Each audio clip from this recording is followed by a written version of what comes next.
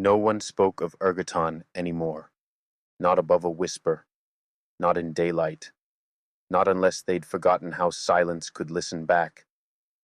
It lay buried in the heart of Kinvalira, tucked deep into the folds of the Aphalacran mountain range, where the ridgelines crawled like ribs through old earth, and trees grew too thick for wind to pass between them. Paths here didn't lead anywhere. They looped. Even the deer stopped leaving tracks. Ergoton wasn't forgotten. It was left alone. The fog didn't drift here. It rose, heavy, warm, metallic. It clung low to the ground and wrapped around ankles like something searching.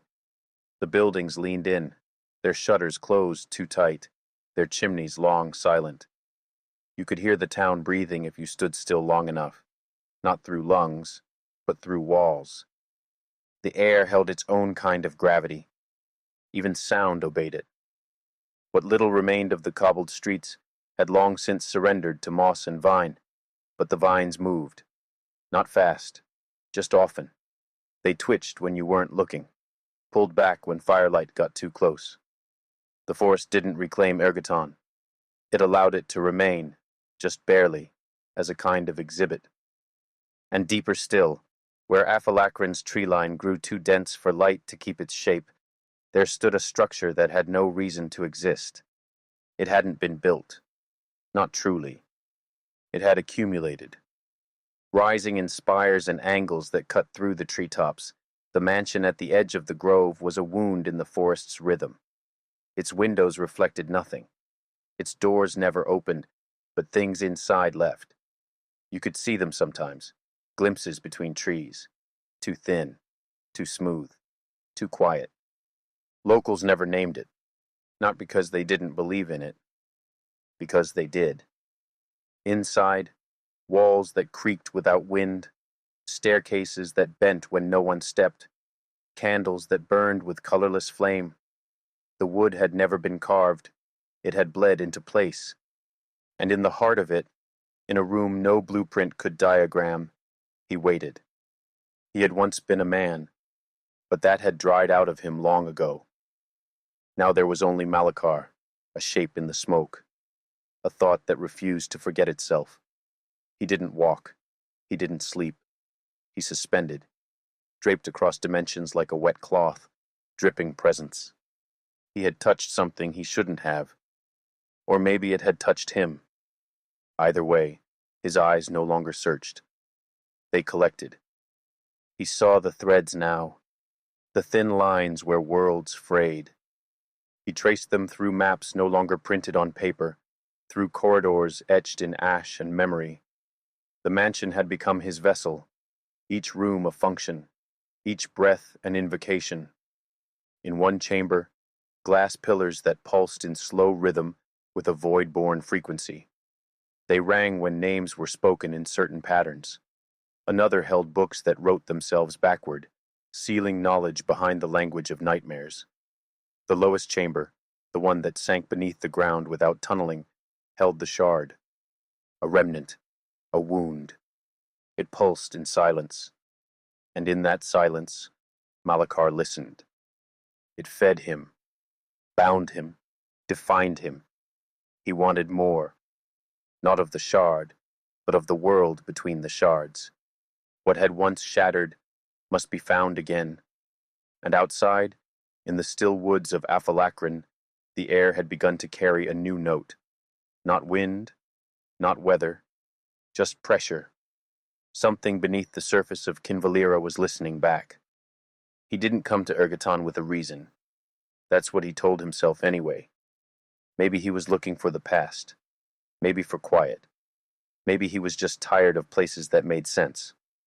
But the road had turned without him asking.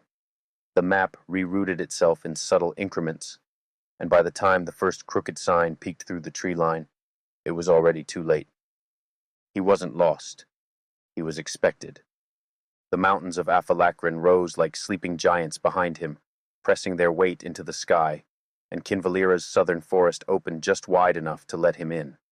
The road narrowed, the trees leaned, and then Ergoton appeared, not like a town, but like a memory someone else had tried to forget. The first thing he noticed was how still it was. Not quiet, still. Windows stared instead of reflecting. Porches sagged with intention. People moved, yes, but always slowly, like they were underwater or in rehearsal. They watched him pass from behind lace curtains and half-closed doors, always just enough to be seen, never enough to be known. He parked at the edge of the town square. The brick beneath his tires was cracked, but the pattern was too deliberate to be chance. Something had arranged it. He stepped out, and something held its breath. The town greeted him with the scent of moss, paper, and low-burning wood smoke. Familiar, but wrong. Like smelling your childhood home in a dream and knowing something in the walls had changed. He walked, past a row of abandoned shops, past a child's tricycle, perfectly upright in a yard of dead grass, past a cat that sat perfectly still on a fence post, eyes locked forward, unblinking. Its ears didn't twitch. It didn't acknowledge him. It was watching something else. He turned onto an overgrown alley. The fog here moved in threads, pulling between the cracks in the street like veins. At the end of the alley, a door swung slightly in the breeze, but the hinges made no sound. Just the door, tilting back and forth, like it was deciding whether or not to let something out. He stepped inside. An old storefront, long abandoned. Dust curled in the air like incense. Shelves broken in deliberate angles. Wallpaper peeled in shapes that suggested more than they showed. He wasn't exploring. He was remembering something he hadn't seen yet. That's how it felt. His fingers trailed along the counter. The wood was cold, not with temperature, but with disinterest. Something here resented being touched. He turned toward a door behind the counter and stopped. A woman stood outside the shop, right across the street. Plain clothes, tired eyes. Her expression unreadable, but not blank. Held, as if something behind her face wanted to show more, but her skin was in the way. She didn't wave. She didn't blink. She simply stared. He stepped away from the window, waited, looked again. She was closer, still staring, still unmoving. He turned and exited out the back of the shop without looking a second time. His breath had shortened. His hands shook slightly, not from fear, from instinct. Something in him understood. This place wanted him unbalanced. He kept walking, past more houses, each one occupied, each one dark behind the curtains. He saw movement inside, shapes that walked strangely, too fluid, like joints meant for different species. And every so often, he'd pass someone on the sidewalk. No one ever spoke first. But they always stopped, always stared, and always too long. He asked for directions once, an older man with heavy boots and a coat too large. The man didn't answer, just looked at him, smiled, and the smile stayed until the man had walked all the way down the street, never breaking eye contact, not once. By the time he reached the edge of the forest, his heartbeat had begun to sync with something else, a rhythm that wasn't his, a throb just beneath the soil. And ahead, past the threshold of twisted trees and narrow paths, the house waited, not looming, not inviting, just there, watching. And every step toward it felt like a decision he didn't remember making. He crossed into the trees without fanfare. No sudden wind, no crack of thunder, just a final step that didn't quite land right, like his foot had settled into something that hadn't decided if it was solid yet. The earth didn't sink. It acknowledged. The forest here wasn't wild. It was aware. The path ahead curved with unnatural subtlety, just wide enough for one person, just faint enough to question whether it had always been there. Trees leaned in at angles too deliberate to be coincidence. Their bark bore faint lines, etched, stretched, and scabbed, as if time had tried to write something down and changed its mind halfway through. He reached out once, knuckles brushing a nearby trunk. It felt warm, not with sunlight, not with life, with attention. He kept walking, even though his legs had begun to hesitate before each step, like his body was trying to negotiate with something it didn't fully understand. Around the second bend, something blocked the path. A figure, still, standing ahead without sound, facing away, not unmoving, paused. A coat hung from its shoulders, damp and heavy, hair clumped around the neck like it had been left in the rain too long. One hand twitched at its side, faint, repetitive, like it was rehearsing a motion from long ago. He stopped, watched, said nothing. Then, without turning its feet, the figure rotated, too smooth, too slow, like something practiced at pretending. The face that looked back was faintly familiar, but the eyes, too glassy, too quiet.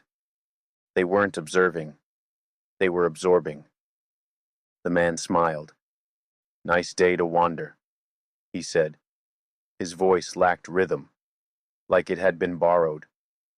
Then he turned and stepped off the path. Not through any trail, just into the trees. Branches opened slightly to admit him, then closed. And that was it. The man wasn't there anymore. The silence that followed wasn't natural. It wrapped around the space where the figure had been, like the forest had inhaled and decided not to exhale. He stood there too long, then moved forward. The path narrowed, the light dulled, not because of the time of day, but because the trees had grown denser and their leaves drank more than sunlight. The forest felt closer now.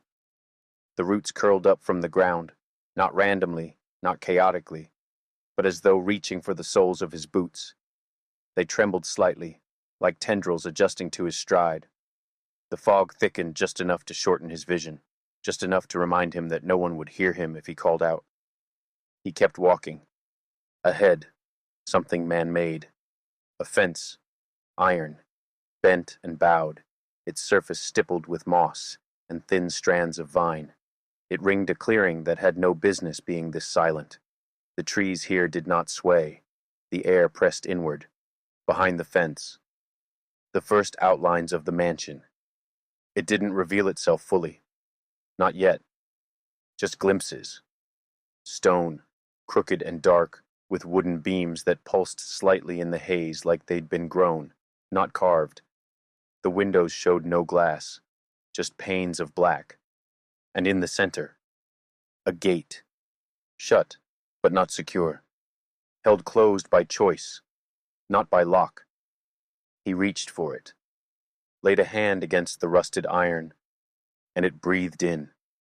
Not air, not sound, just a soft pull, as if the structure on the other side had tasted him. A low thrum began in the dirt beneath his feet. Not vibration, recognition, like something was being recalled, identified, remembered. And behind him, somewhere just beyond the trees, he heard his name. Not spoken, not shouted, recalled. The gate creaked, not from weather, from attention. He stepped through carefully, his coat brushing damp iron as he passed.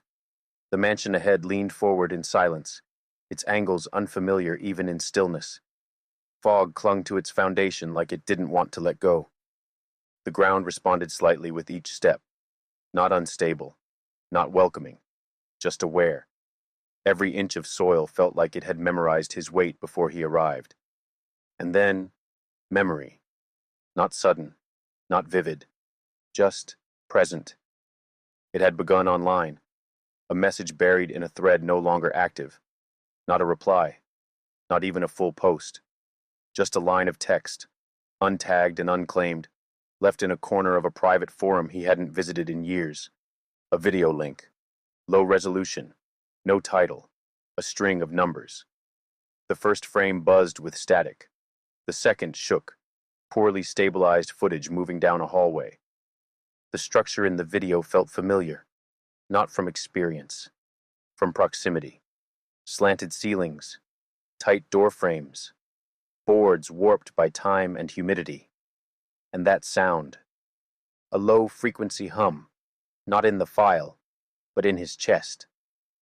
At 22 seconds in, he paused. He didn't know why. Then he saw it, in the edge of a window pane, his reflection, his coat, his posture, the faint scar that curved beneath one eye like a question he never answered. He leaned closer to the screen. The man in the frame blinked just after he did. But it wasn't a mirrored delay. It was a repetition, like the reflection had waited for his motion before choosing whether to follow. He watched the rest of the video. Shaky movement, hallways with doors that stood open just enough to imply regret, objects he couldn't name resting on shelves too dusty to be real. Nothing shouted, nothing begged attention. And at the end, static. Then gray text. You were supposed to find this. No other files, no watermark. But the upload trail led deeper, back through buried servers and encrypted entries, until it circled around to a single message, posted anonymously and never acknowledged. For you. You know where. At first, he hadn't. But after that night, the name Ergoton began surfacing again and again, unprovoked, on travel logs, in old maps, at the edge of audio recordings he couldn't clean up, and in one of them, barely audible, a voice repeating something he couldn't quite make out, but that felt like it belonged to the person he was becoming. Now, the house was in front of him. Its structure loomed, half obscured by creeping fog. The porch stretched out like a stage between breaths, boards worn, but not decayed, still solid enough to accept his weight. The front door waited. Not closed, not open, just unlocked by recognition. He stepped forward. Each plank gave slightly. The sound beneath him, too, measured to be coincidence. He reached for the door, paused, turned his head to the right, instinct rather than intention. In the window, his reflection. Same coat, same face, same faint blemish beneath the eye. But it didn't move with him. It held still, a half-second longer than it should, before adjusting. And somewhere inside the house, a breath was drawn in, long, slow, without lungs. The door yielded under his hand. No creak, no protest, just quiet movement, as if it had already opened once and remembered how. Crossing the threshold felt like stepping into a held breath. Light didn't follow him. It stayed outside, as if unwilling to enter. The space inside adjusted around him, like it was waiting to see what kind of shape he would make before deciding on its own. He turned back. Where the door had been, there was only wall. The air pressed close, thick with temperature, but not warmth. Stillness hung in every corner like dust frozen mid-fall. The corridor stretched in front of him, narrow and uncertain, walls close enough to feel like they were listening. He walked.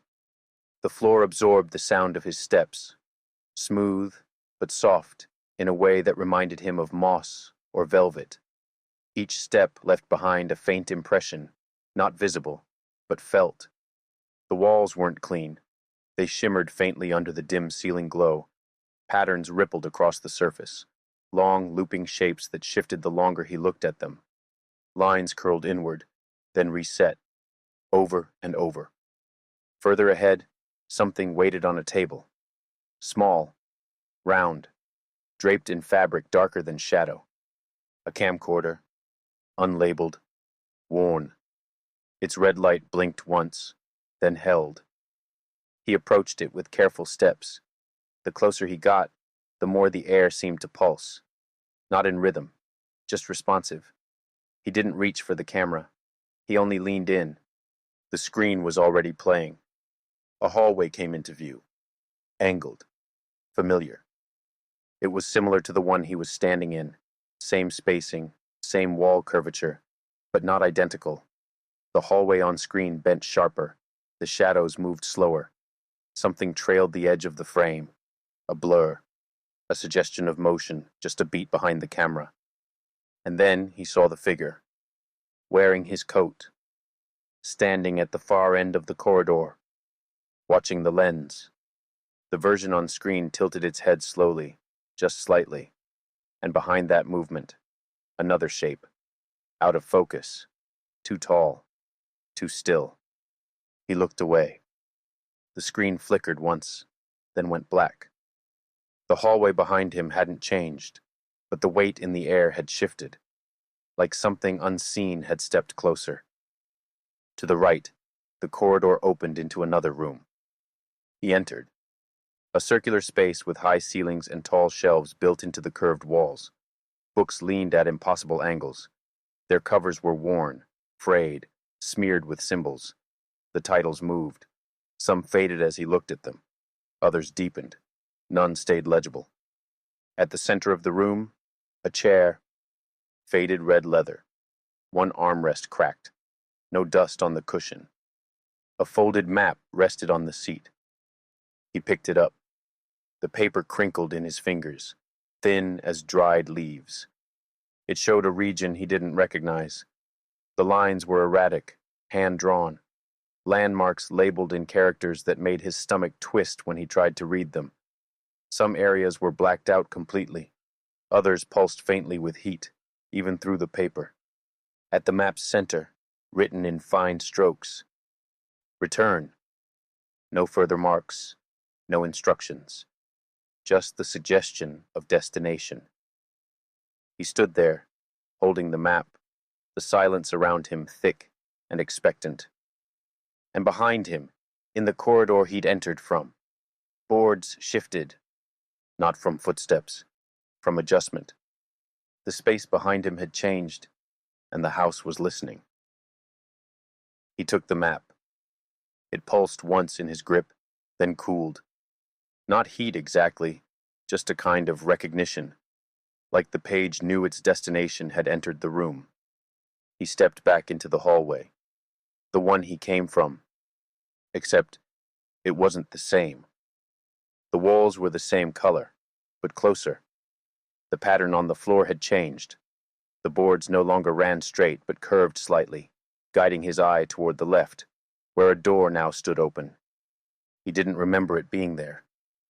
The air had thickened in the way of deep water. Moving through it took slightly more effort than it should have. Each step felt half swallowed by something unseen. Inside the next room, furniture had been arranged with intent. A table sat beneath a sagging chandelier that didn't sway. Chairs with frayed velvet seats leaned away from the center of the room, as though pulled back from something that had happened here. He walked slowly, fingertips brushing a nearby sideboard. It felt warped beneath the surface. Not misshapen, but inhabited. The farther in he moved, the more the space whispered. Not voices, textures. A frame on the wall showed a family portrait, faces smudged. The image rippled slightly when he got too close, as though the glass hadn't decided which memory it wanted to keep. And then, movement, just at the edge of the room. He turned quickly. Nothing. But he knew. He knew. Something had been watching. Just long enough to confirm he saw it. Just long enough to leave the sense of pressure behind his eyes.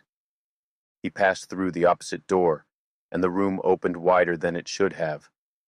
The architecture of the house was becoming abstract, corners bending without logic, hallways looping and expanding between blinks. He followed the curve. The map in his pocket had begun to warm again. He didn't need to check it. The paper was leading him somewhere, even if it never moved. His feet found the pattern. The house was folding, corridors spiraling inward without revealing their ends. Every few steps, he caught glimpses. Through doorways half closed. Through windows, looking into rooms too long and narrow. Figures, unclear, fluid, some hunched, some too tall for the ceilings. One crawled along a distant wall like it was following a rhythm. Each time he turned his head, they were gone. But not gone enough. Their presence stayed behind, like warmth from a hand removed only moments before. The light overhead began to shift, softer, redder, stretching his shadow further than the space allowed. He entered another chamber, this one familiar, though he had never been here. A cracked mirror leaned against the far wall, not broken, just incomplete. Its surface held the reflection of a younger version of him, seated on the floor, arms wrapped around bent knees, silent, pale, staring back with the same faint scar beneath one eye. He blinked, and the figure in the glass didn't. He stepped away. The hallway had lengthened while he wasn't looking. Doors lined the walls now, none marked, all closed, but one at the end glowed faintly, blue light leaking beneath it like breath under a veil. And for a moment, he heard his own voice, from behind that door, not loud, just real, saying something he hadn't spoken aloud in years. The door at the end of the hall pulsed. Blue light slipped from underneath like water under pressure, calm, but holding something vast behind it. He didn't reach for the knob. He didn't need to. The door recognized the moment and unlatched itself, a quiet, deliberate release of tension. The light inside brightened, not with welcome, but confirmation, as if the room had just now begun to exist. The threshold lowered as he stepped forward. The floor sloped slightly, too smooth, as though the house had softened itself to allow descent.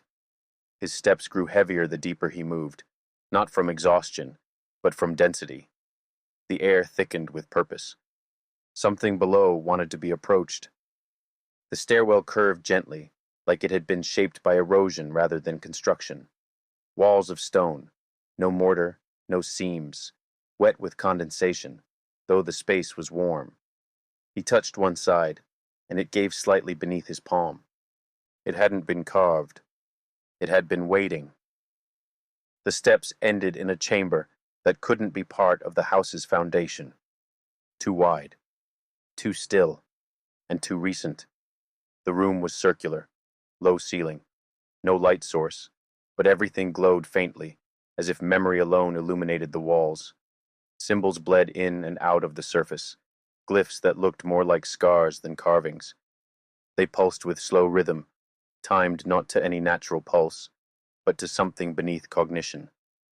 In the center stood a platform, smooth, shallow, almost like a stage, or a cradle. And that's when the voice came. Not from above, from behind his ribs, faint at first, but clear.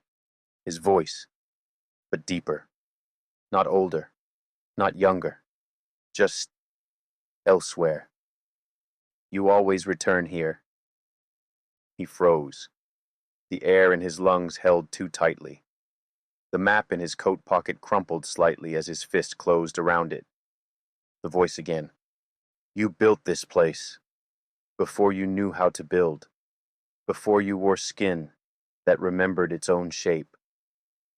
He backed a step. The walls pulsed brighter, and something flickered at the edge of his vision. Movement. Something leaned just around the curve of the stone. Not a figure, not a shadow. An impression of a presence. Like seeing breath curl through fog and knowing it's not your own. You've left pieces of yourself in too many worlds. The platform began to shift. The surface rippled, not mechanically, organically. The shape of something almost forming beneath it. Lines, limbs, echoes. Not alive, not dead, stored. He stepped forward once, unsure why. The floor held him, expected him. And then, the wall across from him opened.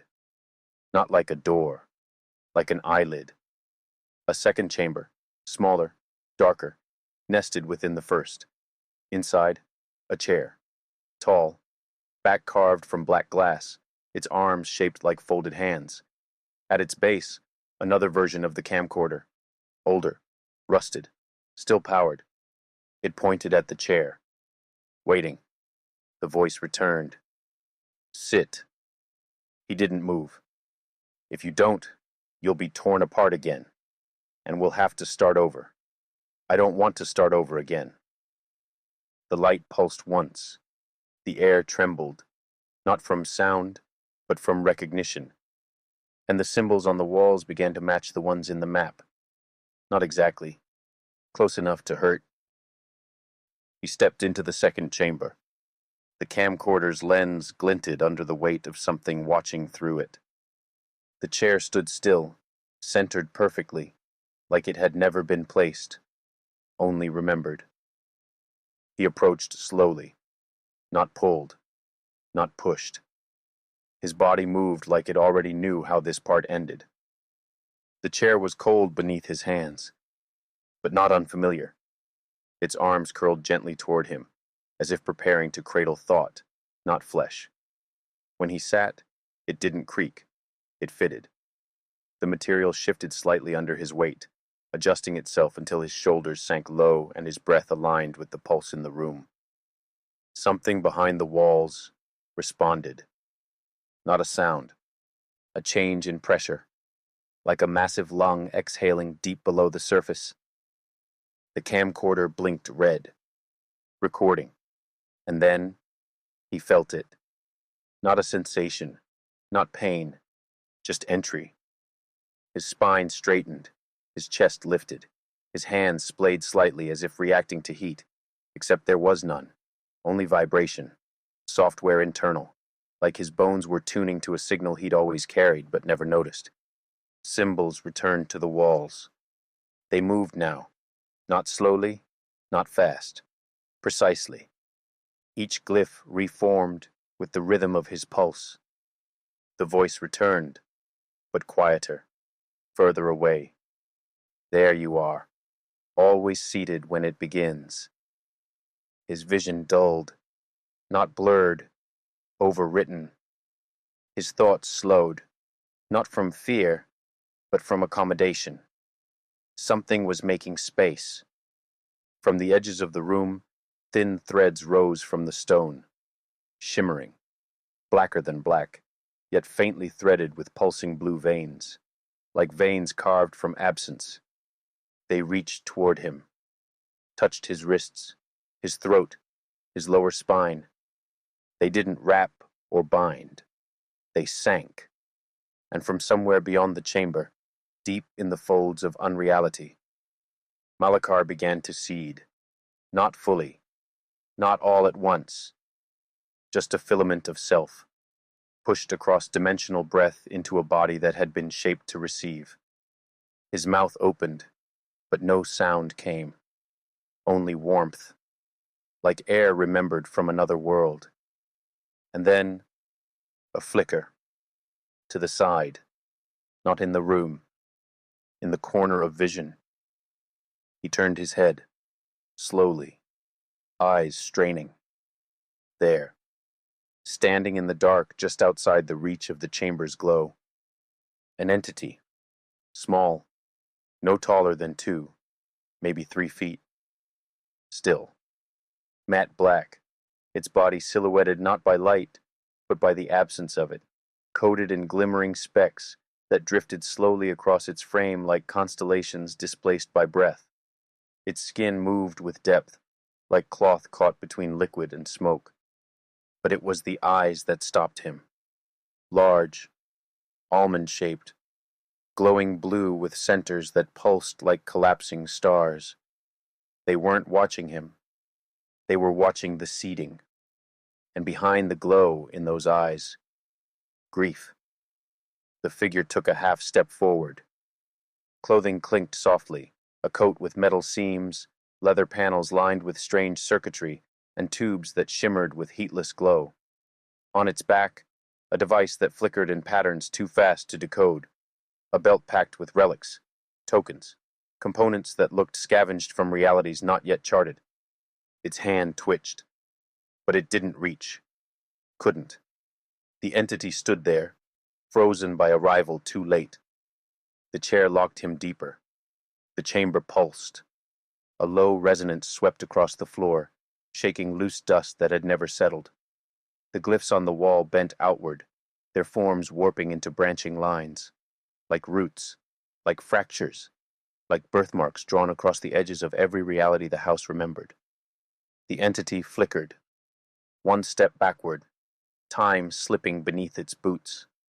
And just before it fell out of view, the glowing blue gaze met his directly. The eyes said only one thing: "We tried." And then it was gone, and the room sealed itself around him like a lid placed over a mouth. He opened his eyes, not in pain, not in confusion, just opened them. The chair no longer held him. It had receded, slipped back into the room as if it hadn't existed outside the moment it was needed. The camcorder was gone. The light in the walls had dimmed, but something had changed. He felt taller inside his body, not stretched, just more aware of the space he occupied. His breath felt like it traveled further. His skin noticed the temperature of things without touching them. And the house recognized him differently. He walked the hall without choosing direction. His steps aligned with turns that hadn't existed before. Doors he hadn't seen now stood open, revealing rooms that looked as though they'd formed in response to his waking. In one, a library, not vast, but tall, ceiling lost to shadow. The books, all unmarked, carried no titles, no order, no logic. But he moved through the aisles with certainty, fingers sliding along spines until one felt warmer than the rest. He pulled it free. Inside, symbols, but he understood them, not by study, not by translation, by memory. It wasn't knowledge, it was recognition. A deep knowing curled into his blood like sediment shaken loose. He closed the book, tucked it under his arm, moved on. Another room. A cabinet sealed in iron bands. He didn't need to pry them open. He pressed 2 fingers against the center plate, and it clicked. Inside, an object. Thin, twisted, like metal shaped by thought, not hammer. He didn't know its name, but his hands did. The weight was right. The hum in his bones deepened when he held it. The house whispered now, softly through its boards. Guiding. He passed through a dining hall where the windows had no glass, only outlines. Through a sitting room where the chairs pointed toward a fireplace that hadn't burned in decades. Every space he passed reacted to him, walls bending slightly, shadows delaying their retreat. He reached the front of the house. The door was open, not swinging, not ajar, just ready. He stepped outside, and the world noticed. Ergoton had shifted, not visibly, not structurally, but subtly, like the town had heard what had happened inside the house and was now adjusting its posture. People walked slower. Some stood still too long. One woman outside the bakery turned her head toward him before her body followed, her smile delayed by a half-beat. Her eyes shimmered briefly with the same faint pulse he remembered from the walls of the chamber. He kept walking, past the grocer, past the post office with its flickering porch light that blinked now in sequence, not random. A man leaning against a lamppost didn't smile. He just nodded. But as he did, his eyes widened slightly, then watered, like something behind them had flared and cooled in the same instant. She crossed his path quickly, young, nervous. She glanced up to apologize, and her mouth stopped moving. Her pupils stuttered. One blink, then the other, then none. And without a word, she reached up and traced her lower eyelid. A single tear, clear, thick. It caught the light and shimmered, not from salt, but from something older. He turned another corner, past another alley. Another man, mid-50s, bent slightly, whistling off-key. Their eyes met. The man stopped. His mouth opened as if to speak, but only a whisper escaped. Not a name, not a greeting. Hollow grows the path. No explanation, No look back. The man continued on, hand brushing the wall beside him as if steadying himself from something internal. He pressed deeper into town. Another figure passed him on the street, face calm, too calm. She mouthed something under her breath. His ear caught the last syllable, sharp and wet like a snapped wire. Her shadow stayed behind a moment too long. He looked back. She was gone. But the feeling wasn't. Each encounter carried a friction. The air behind it felt warped, briefly thinner, then heavier. Like each word, each glance, tuned something open. They didn't know what was happening to them, but something in them had seen what was seated inside him, and now it had begun echoing. He walked toward the center of town, not guided, not drawn, just moving, like every turn, every side street, every intersection had already rehearsed his arrival. The streets grew narrower, the buildings leaned inward, shop signs faded into silhouettes. No wind, no birds, only the sound of footsteps muffled by a ground that had started to soften beneath the concrete, like something under the town was loosening its grip. At the center, a courtyard, brick-lined, symmetrical in a way that made his skin itch. The geometry was too clean for a place this old, and in its center, a statue, carved from stone so dark it reflected light without shine. A man, arms stretched wide, head bowed, dressed in heavy robes. Around his feet, the suggestion of others, figures kneeling, faceless, unfinished. Time hadn't worn them down. They had never been given features at all. A brass plaque was bolted into the pedestal. He knelt to read it.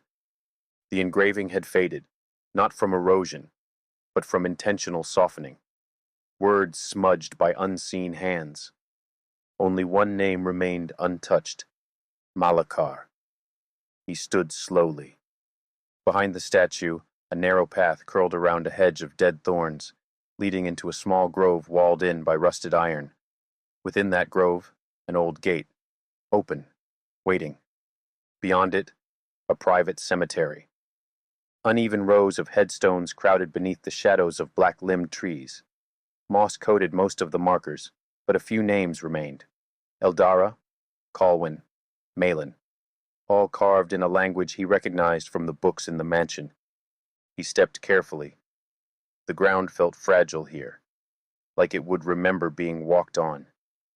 At the back of the graveyard, half sunken in ivy and soot, a door, stone, split down the center, etched with a sigil that hadn't been seen on this side of the veil in over 1,000 years. He pressed his palm to it. The door didn't open. It receded. A narrow stairway spiraled downward, vanishing into dark too old for modern eyes. He descended without hesitation. The walls were not built, they were revealed, formed from stone that pulsed faintly with memory, not heat. The deeper he went, the more the air compressed. Until, at the base, a chamber, circular, vast, too vast to fit under the town. Pillars of dark glass lined the outer rim. Symbols etched in metal floated just above the stone floor. At the far end, an altar of black stone, half buried in roots long dead, but not dry. And behind it, a wall, not smooth, covered in carvings, stories, Malakar's lineage, not royal, not noble, something else, older than nation, older than the ground.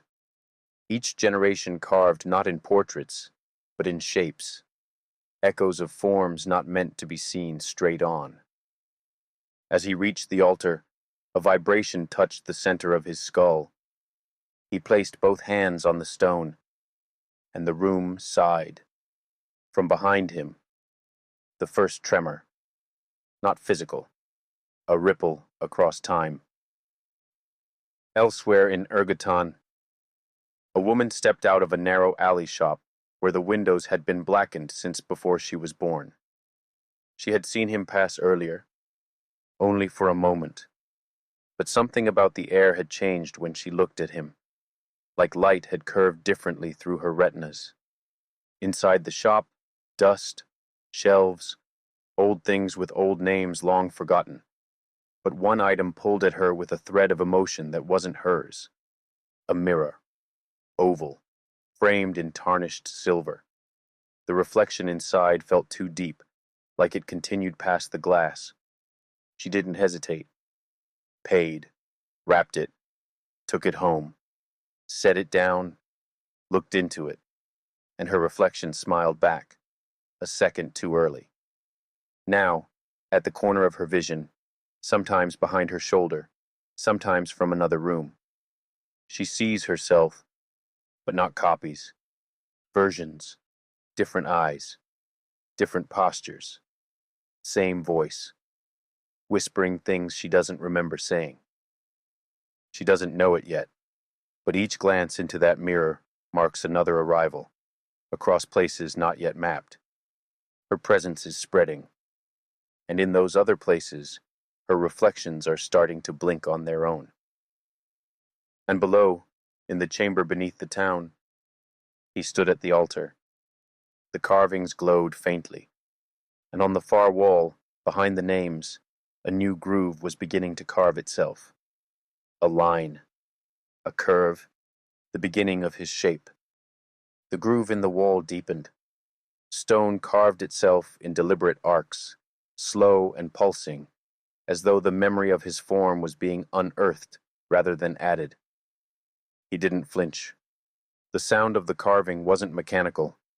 It hummed, like the wall wasn't just shaping his outline, but learning it. His hands remained on the altar.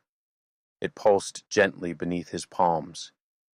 And then it spoke, not in words, in memory. Whispers brushed his mind, scraps of dreams he'd forgotten, details that felt misplaced until now. A hallway with no end. A name he'd never spoken aloud but could taste at the back of his throat. A place that didn't exist in this world, but did in one very close to it. You are reclaimed. The altar breathed once more, and the air in the chamber adjusted to his heartbeat. And above him, Ergoton began to slip. In her apartment, the woman with the mirror stood perfectly still. The frame had begun to hum. She hadn't touched it since she brought it home, but her reflection now moved before she did. Her phone buzzed once. She didn't answer it, because her reflection turned, pointed, and smiled.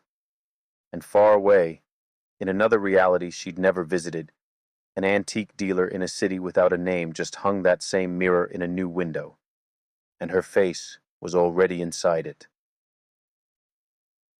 In a hotel room outside town, the woman with the teardrop sat on the edge of the bed, hands open in her lap. She had arrived for business, but couldn't remember what kind. The light in the bathroom flickered. She hadn't turned it on. And in the mirror over the sink, her silhouette, longer, taller, covered in wet fabric that moved without wind. A voice behind her teeth whispered something about arrival. And far from here, on another street, in another version of this town, people paused as something passed by. A woman, dressed in black, eyes pale, Queen Void, had begun to walk. The man who had whispered into the bricks now sat in a diner booth with a paper cup growing colder in his hand. He hadn't touched it. He hadn't blinked in over 5 minutes. The waitress asked if he was okay. He looked up slowly, smiled. They finally cleared the sky. She didn't understand. But across the town, the birds had stopped flying. Not because of weather, because something else was watching. Beneath all of it, the carvings paused. The altar dimmed, and he stepped back from the stone, the groove still unfinished. His head felt heavier, but not from strain, from density. His thoughts layered now, a memory surfaced that wasn't his, but it fit perfectly into a space in his mind that had always been empty. He whispered it aloud, a name, one syllable longer than it should have been.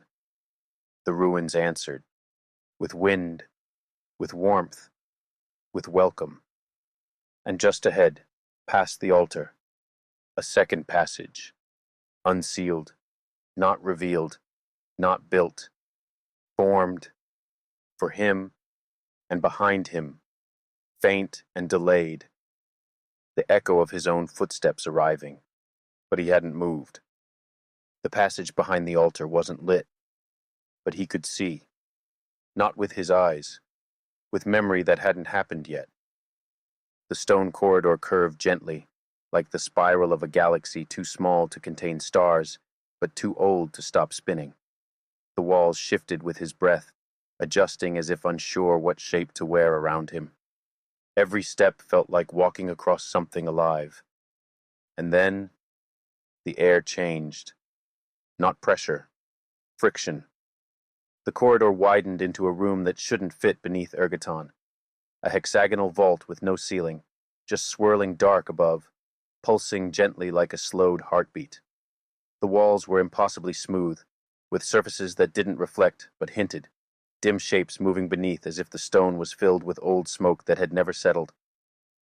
At the center of the chamber stood a basin, shallow but deep in a way that bent light wrong. He approached. Inside, not water, not liquid, a memory made visible, his own, but stretched across too many versions. As he stared, his reflection shifted. One wore black robes, one had no face, one was laughing softly, one was turning to leave. But the one that stared back, it knew what he was about to become.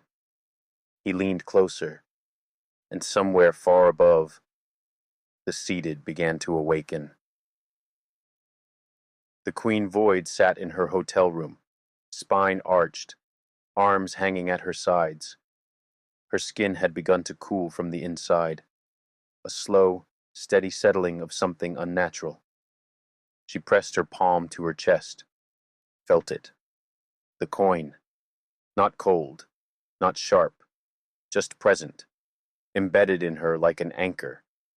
And behind her ribs, it pulsed once, an echo from somewhere else entirely. She turned toward the bathroom mirror. Her reflection was still seated, but it was smiling, and behind her own image. The hallway of a train she hadn't boarded yet. The phantasm of her had already left, moving between realms, looking for what came next. The man from the alley stood before his bathroom mirror. He hadn't moved in hours. Behind him, his reflection leaned forward, not mimicking, observing. Its hands rose, his stayed still. And then, another one appeared, to the left. Same face, different eyes, and then another, slightly older, sharper jawline, a scar across the cheek. They surrounded him now, trapped behind the mirror's surface. No words, just multiplication. One by one, they began to shift. Bones rearranging, skin flickering into other faces. Not copies, doppelgangers, wearing skins pulled from other timelines.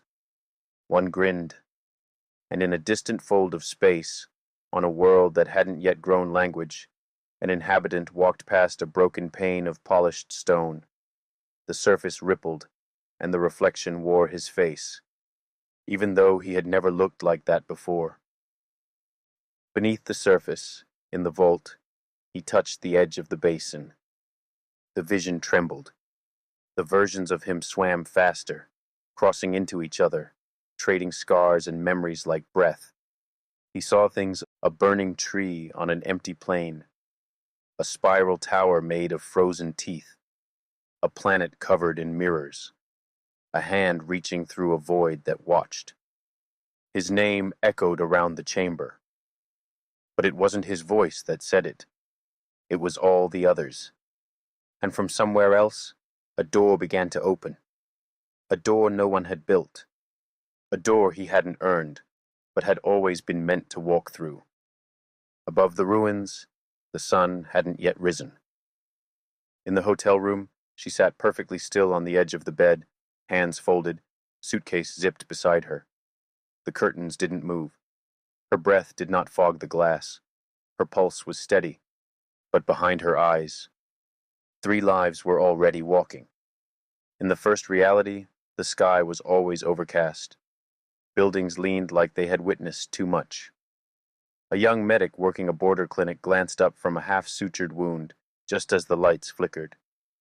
He looked out the cracked window and saw her standing across the alley, not moving, just watching. She wore his uniform. Her eyes matched his mother's. When he blinked, she was gone.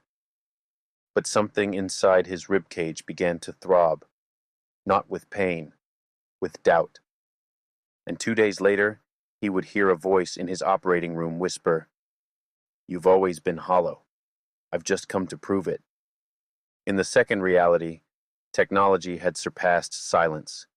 Streets were lined with metal vines, and light traveled through glass like liquid thought. In a surveillance hub buried beneath the city, a systems analyst tapped through waveforms, looking for irregularities. One waveform repeated, a pattern too smooth to be accidental. He enhanced the spectrogram. It formed an image. Her face, not looking forward, looking out, directly through the signal. She whispered one word, a name he hadn't heard since he was a child. When he blinked, the audio feed split into 3. He stared at the screen too long, unaware that his voice had begun speaking new languages into the room. In the third reality, a temple balanced at the edge of a gorge. The congregation burned incense in slow, sacred loops. A young monk cleaning the eastern floorboards paused as the wind stilled.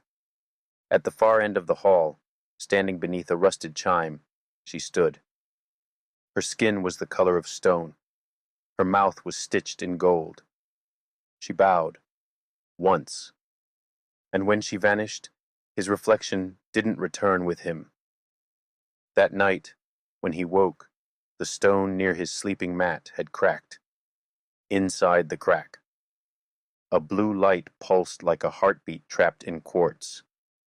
All 3 instances unfolded together, across time, across place, across intention. They did not know her name, but her influence curled behind their eyes now. Incubation had begun. Back in Ergoton, her human body moved with precision. She stood, checked her coat, rolled the suitcase to the door. Eyes empty, but not hollow, full, heavy with what had passed through them in the night. In the mirror by the bed, her reflection blinked twice, but she hadn't. The hallway outside the hotel was silent. No one saw her leave. At the station, the morning train pulled in 10 minutes early. No announcement.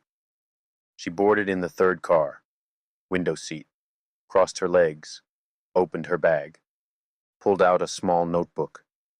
The first page was blank, but just beneath the paper, the coin pulsed. Once, then stilled. And on another world entirely, a mirror cracked in a place where mirrors had never been made. The space wasn't found. It was made. Layered gently between 3 incompatible timelines, it unfolded like a page folded inward, silent, precise, deliberate. To most minds, it would not appear as anything. To the ones who moved between places, it was known simply as a pocket. And into that pocket stepped a traveler. Short, cloaked in copper-threaded cloth that shimmered not with light, but with memory. Its matte black form pulsed softly with internal star fields, an entire sky trapped behind a veil of motionless breath. The eyes were large, glowing blue, with centers that pulsed like distant suns seen through time. It had come alone, but it wasn't alone for long. From the far edge of the room, a shape stirred. a being taller, less defined, wound in bands of living thread, translucent and vibrating with tones that made the pocket tremble slightly with its every movement. Another followed, slender, metallic, seamed with fractures that held sparks from realities long collapsed. They had no need for names here, no need for introductions. They were known by presence. The shorter traveler stood still, then spoke, not in words, but through pressure, pulse, and shared memory. I didn't reach him in time. The taller entity dimmed slightly. The thread slowed. The second being shifted closer, and for a moment the sparks inside its fractures formed a spiral. The house opened. A pause. He walked in. The chamber seemed to shrink. The blue-eyed one continued. It's begun. One of the carriers already spreads, unknowingly. Another replicates across reflections. Others are shifting, unaware. The taller entity turned its head, only slightly. The motion was full of thought. Does he know? No, but he will. The shaping has started inside him. Silence.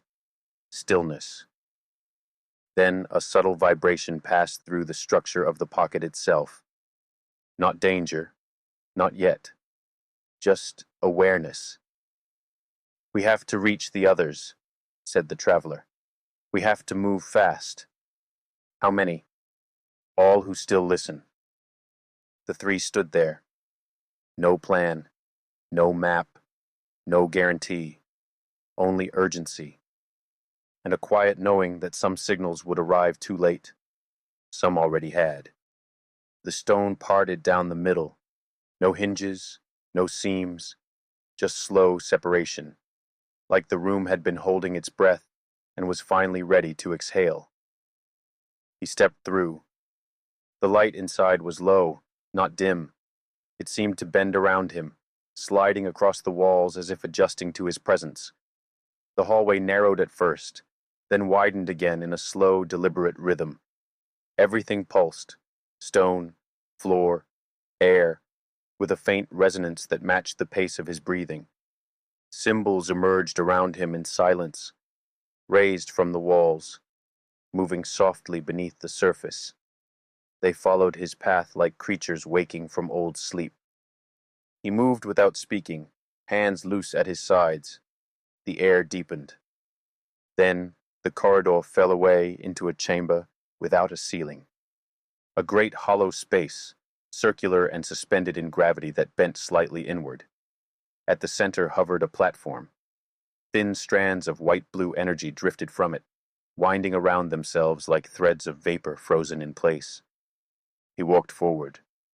The moment his foot touched the platform, it reacted, lines forming, spreading, rotating beneath his soles. The floor shifted slightly, but held. The shape that hovered above it had no clear body, just motionless density, not watching, but aware. Then a presence touched him. Not a hand, not even a force. A message without words moved through him like heat rising off stone. You've arrived. He didn't reply. The lines on the platform rearranged, drawing spirals around his feet, then lines through his shadow. They lit up briefly, as if mapping the shape of his being. The walls echoed back the sound of movement from within his chest. His body stilled, breath deeper, head slightly tilted. Then his vision blurred, not from disorientation, but from something entering. He saw flashes behind his eyes, symbols folding inward, places he had never visited opening like doors. A woman, a train window. Her eyes fixed on nothing, a faint smile growing as the weight in her chest realigned. The queen void didn't move, but the seat beside her darkened. The coin within her pulsed once, like a knot tightening in muscle. In a mirror nearby, her reflection raised its hand. She didn't. Back below ground, the light from the platform shifted again. He stepped back, but the movement followed him. Not pursuit, alignment. A shape inside him had changed. rearranged to fit something that had finally found its container. And out in the places where time bent and rewrote itself, reflections moved without their sources. Something was learning how to breathe through him. He woke drenched. Heat clung to his arms. Sweat traced slow paths along his ribs. The air was too still, heavy like something had passed through the room moments before his eyes opened. The ceiling above him, paint peeling in quiet fractures. The old fan clicked as it turned, each sound distant, like hearing it underwater. His place. Not the motel, not the house. His apartment from before the map, before the coordinates, before the statue whispered. The curtains shifted in the early light. The smell of dust, coffee grounds, and solder hung in the walls like it had never left. But nothing felt steady. He sat up slowly. His spine ached, not from sleep, from use, from memory. His throat dry, like he'd spoken through too many nights without pause. Across the room, the desk still held his notes, sketches, folded photos, marked maps. Everything placed as it was that final week before he left. The envelope with the town's name still open, ink fading from the damp. He rose. The floor under his feet pulsed once. Not movement, just pressure. The hallway stretched the wrong way for half a second. He blinked, and it snapped back to shape. The kitchen glowed softly in the early light. He leaned on the counter, hand gripping the sink. The faucet groaned. Water rushed clear, then slowed. He splashed his face. When he looked up, the glass above the sink shimmered. For an instant, a row of buildings collapsing in slow motion. Flames dancing inside vehicles turned over in a city intersection. A wall of bodies swaying in silence, mouths open wide beneath flickering sirens. And far off, figures dragging themselves across fields, their limbs cracking as they moved toward something unseen. Then, just glass. His reflection looked pale, but his breath felt even thinner. He turned, stumbling into the hall. The door to his apartment hung wide. Outside, light bent unnaturally, casting warped shadows across the carpet.